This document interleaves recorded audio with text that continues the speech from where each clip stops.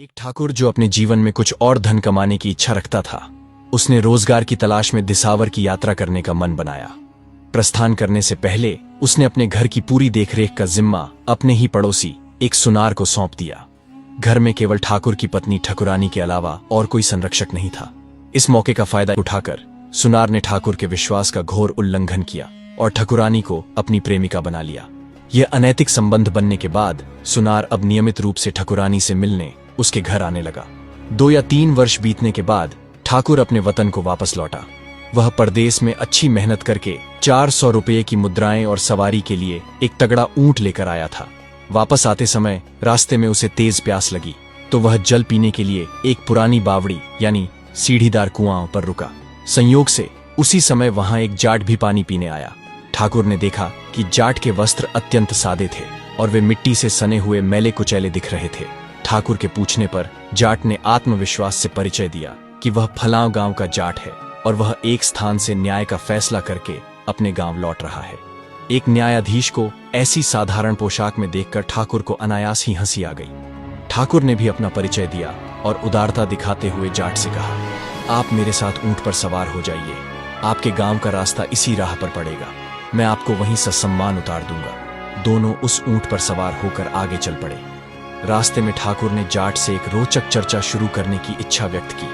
चौधरी, जाटों के लिए सम्मानजनक संबोधन, आप कोई ज्ञान की बात बताइए। जाट ने तुरंत उत्तर दिया, ठाकरा, ठाकुर के लिए संबोधन, मेरी ज्ञान की बातों के मूल्य होते हैं। मैं एक महत्वपूर्ण बात कहने के 100 रुपये लेता हूं।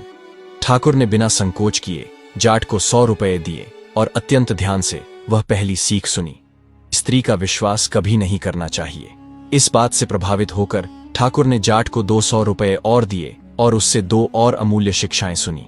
एक यह थी कि एक काने एक आंख वाले व्यक्ति से अधिक मेल झोल नहीं बढ़ाना चाहिए, अर्थात ऐसे लोगों पर आंख बंद करके भरोसा करना उचित नहीं। और दूसरी यह कि यदि आप किसी व्यक्ति से कोई शारीरिक श्रम करवाते हैं तो उसकी मजदूरी पहले ही तय कर लेनी चाहिए। भूलकर भी यह कहकर कार्य नहीं करवाना चाहिए कि तुम काम कर दो, मैं तुम्हें मनचाहा इनाम देकर खुश कर दूंगा। जैसे ही चौधरी का गांव आ गया, ठाकुर ने सम्मानपूर्वक उसे ऊंट से उतार दिया। चौधरी ने अत्यंत आत्मीयता के साथ ठाकुर से आग्रह किया, ठाकराव, आप इतनी दूर से आए हैं, कृपया मेरे घर एक समय का भोजन खाकर ही जाइए। चौधरी की बात का मान रखने के लिए ठाकुर खुशी से वहां रुक गया। मेजबान चौधरी ने न केवल ठाकुर का सत्कार किया बल्कि ऊंट को भी सूखा चारा डलवाया और स्वयं भी ठाकुर को प्रेम और आदर के साथ अच्छी तरह से भोजन करवाया। जब सायंकाल होने को आई तो ठाकुर ऊंट पर सवार होकर अपने गांव की ओर चल पड़ा। रास्ते में ही ठाकुर का पुश्तैनी खेत पड़ता था। ठाकुर ने सोचा कि क्यों न चलते चलते ही खेत की भी एक बार जांच पड़ताल करते चला जाए। ठाकुर के उस खेत की सबसे बड़ी पहचान थी एक बहुत ऊंचा खेजड़ी का वृक्ष, जिसे जांटी या शमी वृक्ष भी कहते हैं, जो मीलों दूर से भी स्पष्ट दिखाई देता था। लेकिन आज ठाकुर को वह ऊंचा जांटी का वृक्ष दिखाई नहीं पड़ा तो वह हैरान हो गया और तुरंत खेत के अंदर गया। भीतर जाकर ठाकुर ने एक अविश्वसनीय दृश्य देखा। कोई दुष्ट व्यक्ति उस विशाल वृक्ष को जड़ समेत उखाड़ कर ले गया था। वृक्ष को उखाड़ने के कारण जमीन में जो गहरा गड्ढा बन गया था, उसी गड्ढे के किनारे मथीरे, एक प्रकार का बड़ा मीठा फल जैसे तरबूज की एक बेल अनायास ही पनप गई थी और संयोग से उस बेल पर एक विशाल और उत्तम मतीरा लगा हुआ था। ठाकुर यह अनोखा रहस्य अपने मन में छिपाए सीधा अपने घर को आया। ठाकुर को इतने वर्षों बाद वापस आया देखकर पड़ोस के लोग बड़ी संख्या में कुशल क्षेम पूछने के लिए दौड़ते हुए आ गए। उनके साथ वह धूर्त पड़ोसी सुनार भी आया। सबने ठाकुर से हालचाल जाना और उसकी लंबी यात्रा के बारे में बातें की। ठाकुर के घर के आगे बनी चौपाल पर बैठकर सब लोग चिलम पी रहे थे और गपशप कर रहे थे। बातों ही बातों में ठाकुर ने जानबूझकर मतीरे का जिक्र छेड़ा और सहजता से कहा कि आज तो मेरा मन मतीरा खाने को कर रहा है, सो कोई जाकर मेरे लिए वह फल ले आओ। सुनार ने मौका देखकर व्यंग्यात्मक ढंग से कहा, अरे ठाकरा, ये जेठ का तपता महीना चल रहा है, इस समय भला मतीरा कहां से मिल सकता है? ऐसी चीजों की अपेक्षा करना कोरा भ्रम है। इस बात पर ठाकुर और सुनार में तीव्र बहस उत्पन्न हो गई और बात अंततः एक कड़ी शर्त में बदल गई। शर्त की शर्तें इस प्रकार तय हुई, यदि ठाकुर सुनार को वह मतीरा खिला दे तो ठाकुर के परदेश जाने के बाद से उसके घर में जितना भी खर्चा सुनार ने किया है वह सारा खर्च सुनार स्वयं वहन करेगा। अन्यथा यदि ठाकुर मतीरा नहीं खिला पाया तो ठाकुर के घर में जिस भी वस्तु को सुनार हाथ लगा देगा वह वस्तु हमेशा के लिए सुनार की हो जाएगी। ये बड़ी शर्त लग जाने के बाद दोनों पक्षों के लोग उस समय के लिए अलग अलग हो गए। शर्त लगने के बाद धूर्त सुनार को जैसे ही उचित अवसर मिला, उसने फौरन ठकुरानी के पास जाकर संक्षेप में सारी घटना सुनाई। उसने ठकुरानी को सावधान करते हुए यह भी कहा कि किसी भी तरह ठाकुर से उस मतीरे का रहस्य पता लगाकर मुझे शीघ्र ही बताना। ठकुरानी ने अपने प्रेमी सुनार को आश्वस्त करते हुए कहा, चिंता मत करो, मैं रात को ठाकुर से पूछकर तुम्हें अवश्य बताऊंगी। तुम तब तक घर से थोड़ा दूर छिपकर खड़े रहना। रात हुई तो ठाकुर और ठकुरानी ने भोजन किया और दोनों सोने के लिए लेट गए। योजनानुसार ठकुरानी ने सहज बातचीत शुरू की और बातों ही बातों में बड़े लाड़ से ठाकुर से मतीरे का गहन रहस्य पूछ लिया। ठाकुर ने इस बात को टालने की बहुत कोशिश की, क्योंकि उसे शायद चौधरी की पहली सीख याद आ रही थी।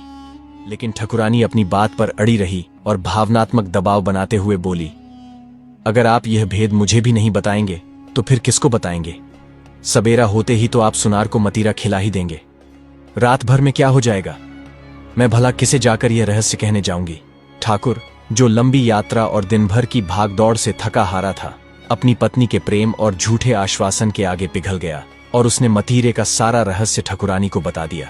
रहस्य बताने के तुरंत बाद ही ठाकुर गहरी नींद में सो गया।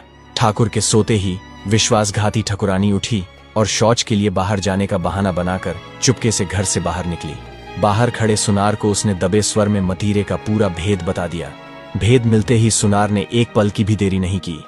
वह उसी रात ठाकुर के खेत में गया और पूरे मतीरे को बेल सहित जड़ से उखाड़कर चुपचाप अपने घर ले आया।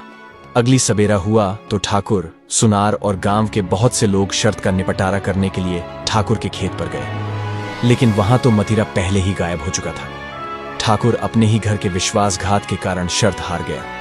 सुनार ने जीत के अहंकार में अपनी मूंछों पर ताव दिया और ठाकुर से शर्त के अनुसार चीजों पर हाथ लगाने की तैयारी शुरू कर दी। अपमानित और हताश ठाकुर ने सुनार से विनती की और 10 दिन की मोहलत मांगी ताकि वह कोई उपाय सोच सके। सुनार ने उसे 10 दिन का समय दे दिया। हार मानकर और उदास मन से ठाकुर अपने घर लौट आया।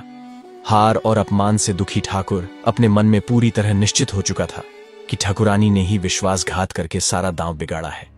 लेकिन उसने ठकुरानी से नाराजगी व्यक्त नहीं की, बल्कि ऊंट पर सवार हुआ और समस्या का हल जानने के लिए तुरंत अपने मित्र चौधरी के घर चल पड़ा। उस समय चौधरी स्वयं घर पर नहीं थे, वे कहीं न्याय का फैसला करने के लिए बाहर गए हुए थे। चौधरी की पत्नी जाटनी ने अतिथि का सत्कार किया और ठाकुर की खूब आवभगत की। भोजन करने के बाद ठाकुर समय काटने के लिए गांव में भ्रमण करने निकल गया। रास्ते में उसे एक काना व्यक्ति मिला। ठाकुर ने तुरंत चौधरी की दूसरी सीख को अनदेखा करते हुए उससे शिष्टाचारवश बातचीत की। काना आदमी चालाकी से बोला, ठाकरा, मैंने 100 रुपये लेकर आपके पास अपनी एक आंख गिरवी रखी थी, सो आप अपने रुपये ब्याज सहित ले लें और मेरी आंख मुझे वापस दे दें। काने की यह अटपटी बात सुनकर ठाकुर भौंचक्का रह गया और उसे तुरंत अपनी दूसरी बड़ी भूल महसूस हुई। काने को ठाकुर ने कहा कि मैं अमुक चौधरी के घर ठहरा हूं, तुम भी वहीं आ जाना।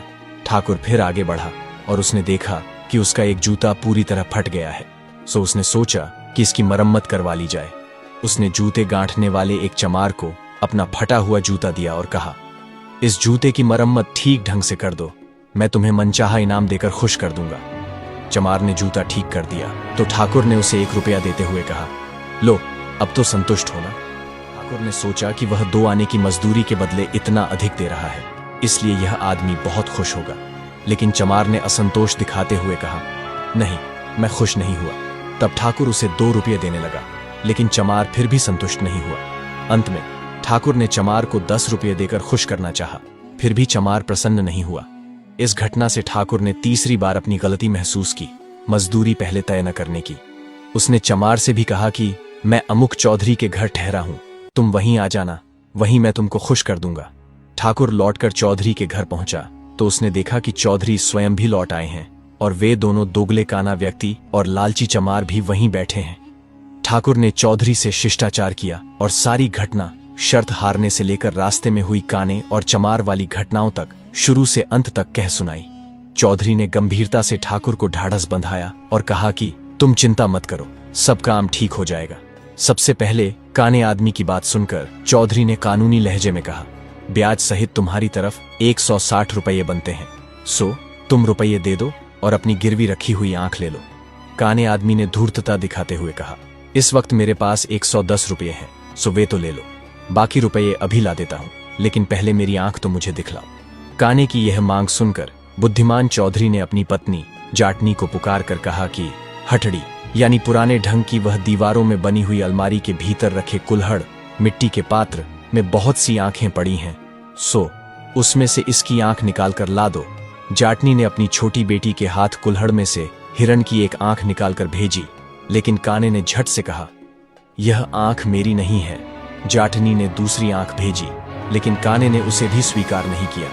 इसी प्रकार जाटनी ने कई बार कुल्हड़ में से भिन्न भिन्न आंखें निकालकर भेजी, लेकिन काना हर बार इनकार करता गया। तब जाटनी ने क्रोधित होकर अंदर से ही ऊंची आवाज में पुकार कर कहा, कुल्हड़ में तो बहुत सारी आंखें पड़ी हैं, तुम इसकी दूसरी आंख निकाल कर भेज दो तो उसकी जोड़ी मिलाकर आंख निकाल दूंगी। इस तरह आंखें ढूंढने से कुछ पता नहीं चलता। जाटनी की यह बात सुनकर काना आदमी हक्का बक्का रह गया और उसे लगा कि उसकी चोरी पकड़ी गई है। वह तुरंत वहां से 9-2-11। अब चतुर चौधरी के सामने चमार की बारी आई। चौधरी ने चमार से सीधा सवाल किया कि ठाकुर, तुझे एक जूता मरम्मत करने के मजदूरी स्वरूप 10 रुपये दे रहा है, फिर तू और किस चीज की मांग करता है? लेकिन लालची चमार ने हठपूर्वक उत्तर दिया, नहीं, मैं बिल्कुल खुश नहीं हूं। तब चौधरी ने अपनी अंतिम चाल चली। उसने गंभीर स्वर में कहा, आज ही बादशाह के घर शाहजादा का जन्म हुआ है और मैं अभी अभी बादशाह को बधाई देने के लिए शाही दरबार जा रहा हूं। सच सच बता, तू खुश है या नहीं? चौधरी की पहुंच सचमुच राज दरबार तक थी और चमार इस बात को अच्छी तरह से जानता था। चौधरी की यह बात सुनकर चमार गहरी दुविधा में पड़ गया। उसने मन ही मन सोचा कि अगर बादशाह को पता चला कि मैं चौधरी की बात नहीं मानता तो उनके गुस्से से मुझे कोई बचाने वाला नहीं होगा। अतः डरकर चमार ने झट से कहा, चौधरी, मैं अत्यंत खुश हूं। इतना कहकर वह चमार भी तुरंत वहां से चलता बना। चमार के वहां से चले जाने के बाद चौधरी ने अगली योजना बनाते हुए ठाकुर से कहा, तुम शीघ्र ही घर पर जाकर घर के आंगन के बीचों बीच एक बहुत ऊंचा चबूतरा बनवा लो, लेकिन इस बात का ध्यान रहे कि उस चबूतरे पर चढ़ने के लिए सीढ़ियां मत बनवाना। चौधरी ने आगे कहा, जिस दिन सुनार द्वारा दी गई 10 दिन की अवधि पूरी होगी, मैं ठीक समय पर स्वयं ही तुम्हारे घर आ जाऊंगा। इसके बाद चौधरी ने ठाकुर को वे रुपये दे दिए जो उसने काने आदमी से लिए थे। चौधरी के कहे अनुसार ठाकुर ने घर आकर तुरंत आंगन में एक बहुत ऊंचा चबूतरा बनवा लिया।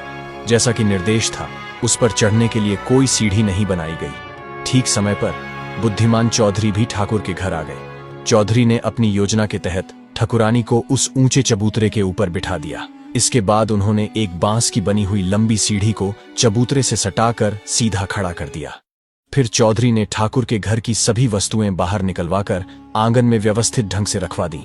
शर्त का निपटारा देखने के लिए सुनार और गांव के अन्य तमाम लोग भी ठाकुर के घर आ गए। सुनार ने आंगन में रखी सारी वस्तुएं देखीं। फिर उसने लालच में आकर घर का कोना कोना छान मारा, लेकिन उसे ठकुरानी कहीं दिखाई नहीं दी। तभी चबूतरे के ऊपर बैठी ठकुरानी ने ध्यान आकर्षित करने के लिए खखारा यानी खांसने जैसा गला साफ करने की आवाज किया। सुनार तुरंत जान गया कि ठकुरानी ऊपर बैठी है। वह बड़ी सावधानी से उस सीधी खड़ी बांस की सीढ़ी के सहारे ऊपर चढ़ने लगा, लेकिन वह थोड़ा ही ऊपर चढ़ा था कि असंतुलन के कारण सीढ़ी उलटने लगी। गिरने के भय से सुनार ने घबराकर अपने दोनों हाथों से सीढ़ी को कसकर थाम लिया। बस इसी क्षण पास खड़े चौधरी ने तुरंत सुनार का हाथ पकड़ा और कड़क आवाज में कहा, सुनार, तुमने शर्त रखी थी कि तुम जिस चीज को हाथ लगाओगे वह तुम्हारी हो जाएगी। तुमने अभी अभी इस सीढ़ी को हाथ लगाया है, अतः शर्त के अनुसार यह सीढ़ी अब तुम्हारी हुई। इसे उठाकर अपने घर ले जाओ। गांव के अन्य लोगों ने भी एक स्वर में चौधरी की बात का जोरदार समर्थन किया। विवश और लाचार सुनार अपना सारा अहंकार छोड़कर वह बांस की सीढ़ी उठाकर अपने घर को चला गया।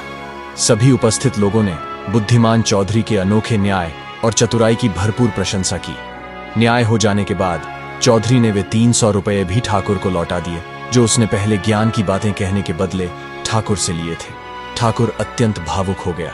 उसने शर्मिंदगी महसूस करते हुए कहा, चौधरी, वास्तव में ही तुम सच्चे न्याय करता हो। मुझे याद है, तुम्हारे साधारण और मैले कुचैले कपड़ों को देखकर उस दिन मुझे अज्ञानतावश हंसी आ गई थी, लेकिन अब मैं अपनी उस बड़ी भूल के लिए तुमसे हृदय से माफी मांगता हूं। ये कहानी एक ठाकुर के धोखे से हारने और फिर एक बुद्धिमान जाट चौधरी की मदद से जीतने की कथा है। ठाकुर अपनी पत्नी पर विश्वास करके और व्यावहारिक जीवन की शिक्षाओं को नजरअंदाज करके जाल में फंस जाता है। चौधरी अपनी असाधारण चतुराई का उपयोग करते हुए सुनार के लालच को उसी पर पलट देते हैं। कहानी हमें सिखाती है कि भरोसा हमेशा सोच समझकर करना चाहिए, क्योंकि अंधा विश्वास अक्सर विनाश का कारण बन जाता है। लालच, धोखा और छल अंत में केवल शर्मिंदगी देते हैं, जबकि सच्चाई, बुद्धिमानी और धैर्य हर कठिनाई का मार्ग खोल देते हैं। और व्यक्ति का मूल्य उसके वस्त्रों से नहीं, बल्कि उसकी नीयत, समझ और न्यायप्रियता से आंकना चाहिए। यदि आपको यह प्राचीन और ज्ञानवर्धक कथा पसंद आई हो तो कृपा करके इस वीडियो को लाइक करें, अपने मित्रों के साथ शेयर करें और हमारे चैनल को सब्सक्राइब करके हमारा उत्साह बढ़ाएं।